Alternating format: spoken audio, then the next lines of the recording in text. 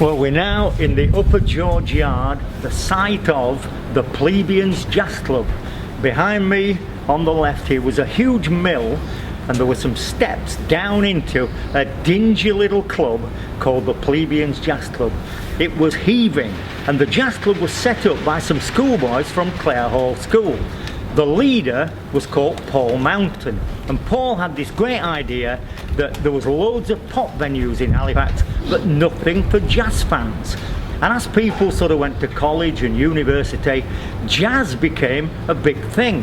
And when Acker Bilt was performing at the Victoria Theatre, Paul Mountain waited outside for him, lured him on here with the promise of free cider all night to play some trumpet, clarinet, trombone in the Plebeians Jazz Club. Not only that, but we had a couple of blues artists at the Victoria Theatre called Sonny Terry and Brownie McGee, and they lured them along here as well. Probably the biggest name that ever appeared here was Rod Stewart. Rod Stewart appeared here 3 separate occasions, performed at the Plebeians Jazz Club. In 1966, when England won the World Cup, the #1 in the charts at that time was by Chris Farlow, and it was called Out of Time. And Chris Farlow appeared here when he was #1 in the charts with Out of Time.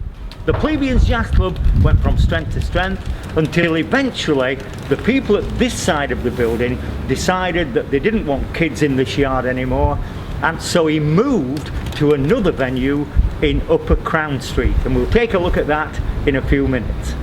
There are 2 more very interesting stories here about the Plebeians, and one concerns the Graham Bond organisation who performed here, and a pal of mine had to lend Graham Bond an instrument, a guitar, because for some reason the guitar that Bond organisation had brought didn't work, so they borrowed a local guitar for it. Another thing was an all-nighter. All-nighters were never heard of, but Paul Mountain decided he'd put an all-nighter on with the Drifters, the famous American black vocal group. They came over, they performed here all night, and it wasn't until many years later that people realised that they weren't the Drifters. They were a different group who were performing in England as the Drifters, and it was a totally bogus group. But they sang all the Drifters songs. On the night everybody enjoyed it, and it lasted until dawn. And that was one of the reasons why the Plebeians were asked to move from this venue, because of the social implications for people in the area.